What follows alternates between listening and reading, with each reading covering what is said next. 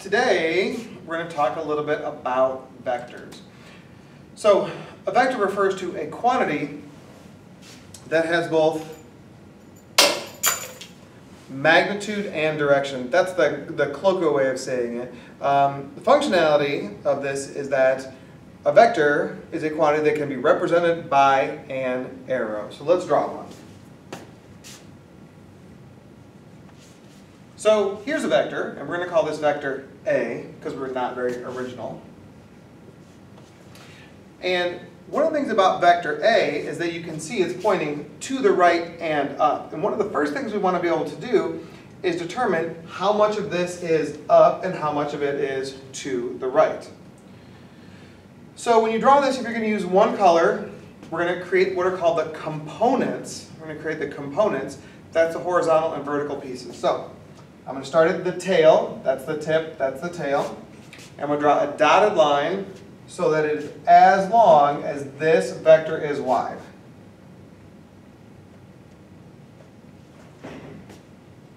That is the horizontal component, and we usually call this A with a little subscript X. Now, one of the things about this is when we label these things, if this is a vector quantity, we put a little half-head arrow over the top. Thusly. So this AX vector is the horizontal component. What about the vertical component?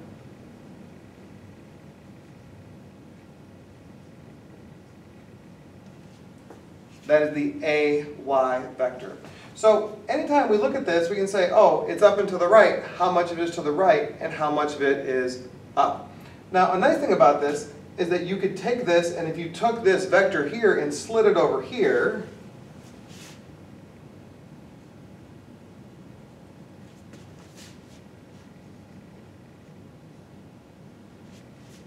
once you slide it, it doesn't need to be there anymore.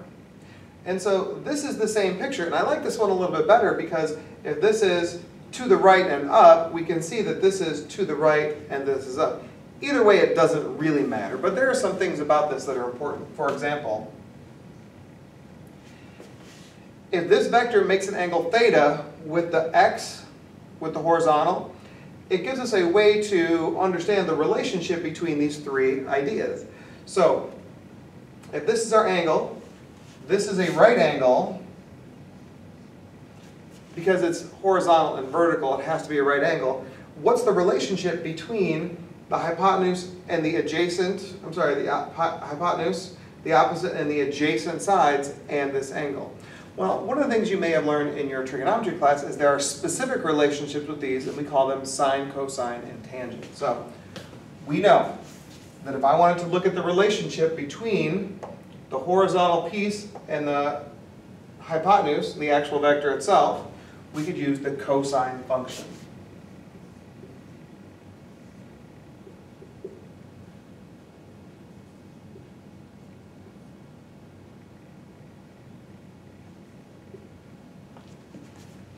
Now, here's the deal though.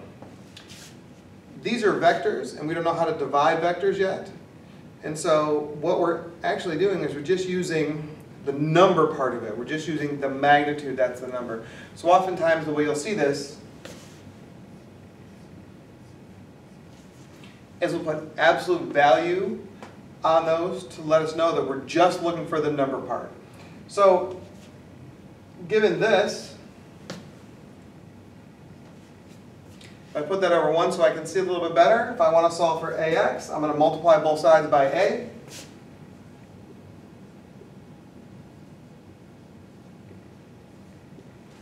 There we go. So that's one way to solve for this horizontal. If you're given this angle, you're going to use the cosine to get this side. Similarly,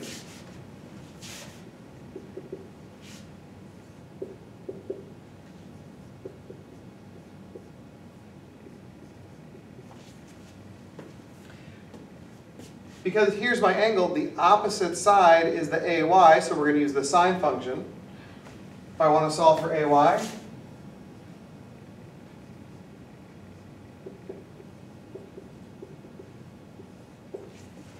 you can use the sine function.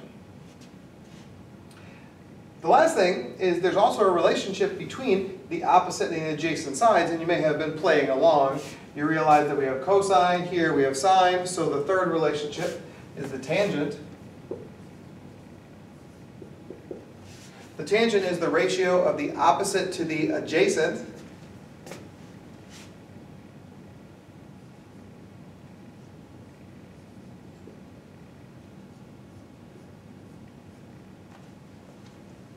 And so that helps us understand those. Now, there's another relationship here also that is kind of hiding in plain sight, and let's see if we can't pull it out. What do we notice about these three? Do these three form a right triangle? They do. This is a leg, this is a leg, this is the hypotenuse, which is kind of cool. And so, if I take that into consideration, I know that there's a relationship between these three, namely the Pythagorean theorem, of course named after Mr. Theorem, that's correct. And we see that it's something like ax squared plus ay squared is equal to a squared. And again, these are just the magnitudes because we don't know how to multiply or divide vectors yet. But if you take a vector and you square it, you kind of lose the directionality anyway. And so we see that this is the relationship, the Pythagorean theorem, with this breaking up into their component parts. So that's kind of a big deal.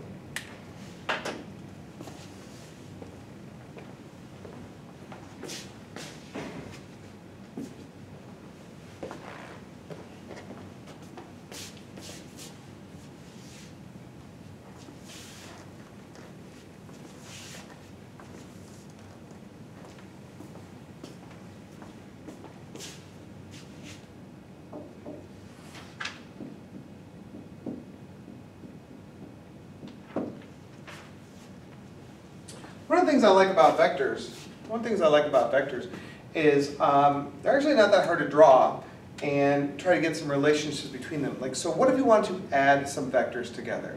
Well, there's a couple ways to do it. One way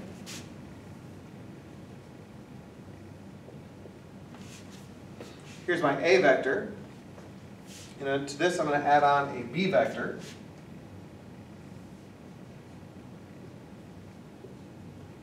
So how do I represent the addition of A plus B? How do I do the addition of A plus B? Well, one way to do the addition of A plus B is graphically. And so what we're going to do is, regardless of how A and B start, if you're going to add vectors together, you take the tail of one, put it at the tip of the other, and then draw from the open tail to the open tip.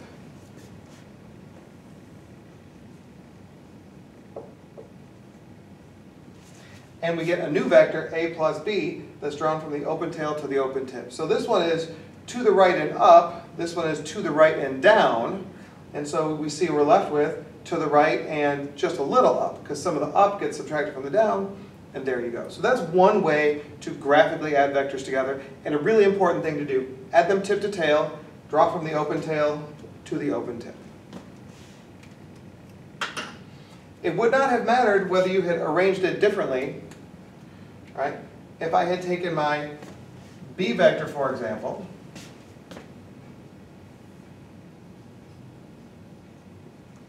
and I add the A vector to it, but I'm going to put the tail of A at the tip of B,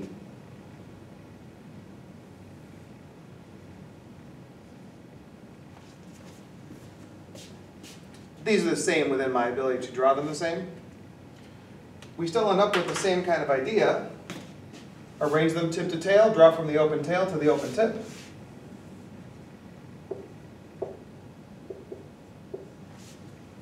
And we see we still have the same vectors. So it doesn't matter which way you arrange them, because vectors are slidable. You can slide this one over here or slide this one over here. As long as you don't make them longer or turn them at all, you can slide them all over the board.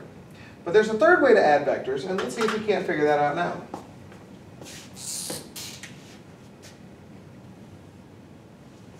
I'm going to go back to my A vector. Put on my B. And if I want to add these together, one of the ways I can do this is I can break them up into their individual component parts, and then add the individual component parts together and see what happens. So this A vector is up and to the right. This B vector is to the right and down.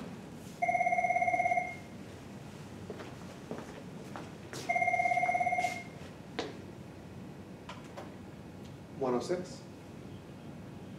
What's up, man?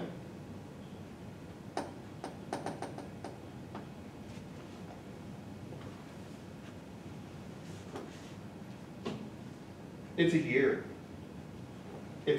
So it's a full year because there are two tasks in there required by the AP curriculum, and one requires like 12 full class hours of time dedicated to it, and the other requires 8 full class hours of time to do it. And that's not like periods, it's not class periods, that's hours.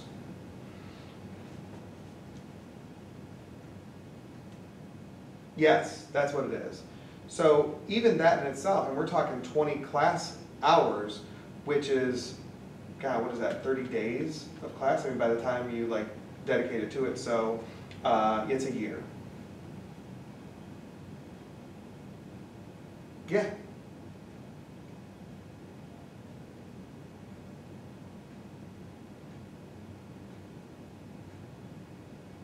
Okay. I'll be here. Later.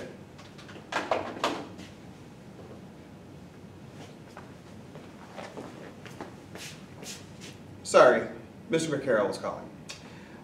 So if we just look at this, we can see that this is up and to the right and to the right and down. And if we just put like random numbers on these, we can actually get a sense of like what the result should look like. So let's say that this is 6 in the up direction.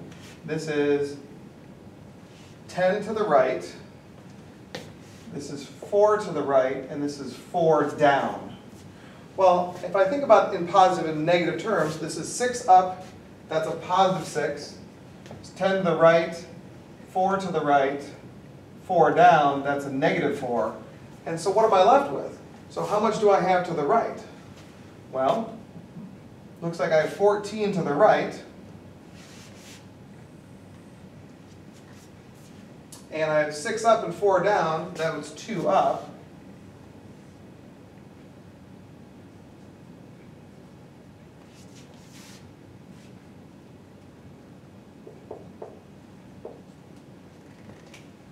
And by doing that, what you end up with is the components, the horizontal and vertical components of your new resultant vector.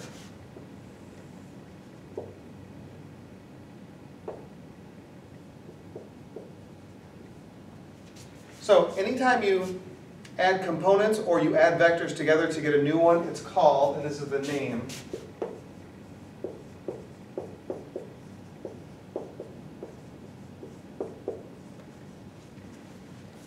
it's called the resultant vector. And if we wanted the length of this, we could easily use the Pythagorean theorem to find out the length. If we wanted this angle that was there, we could use the trigonometry to find out this angle. So it's all coming together. If I actually wanted to do, like I wanted to find out the length of this here, I would need to know a little bit more information. For example, this is not necessarily a 90-degree angle because I just drew it. So we have 3 angles here. We have 3 different angles and 3 different side lengths. So we may have to use maybe a law of cosines or a law of sines. If we were given 2 out of the 3 of these, we could figure out the law of cosines or law of sines. There may be like that in the homework. We'll have to check. But keep that in mind. The next thing we want to do is we want to learn to subtract vectors.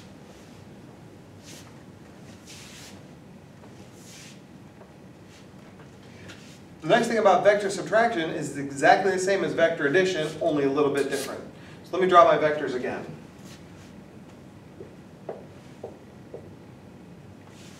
Here's my A vector. And my b vector was here earlier, okay? So here's my b vector. I'm going to draw it over here. So we know what a plus b looks like, because you just take the b vector and you slide it so that it is on the a vector here, and then you draw from the open tail to the open tip. But what if I wanted to subtract? What if I wanted to get a vector that is a minus b? Well, what's cool about this is that we can take this b vector and we can use a very simple notation switch to see how this is done. This is the same as a plus negative b. Now, how do you make a vector negative? Well, you don't change the length. All you do is you rotate it 180 degrees, which is basically flipping itself over. So if this is the b vector,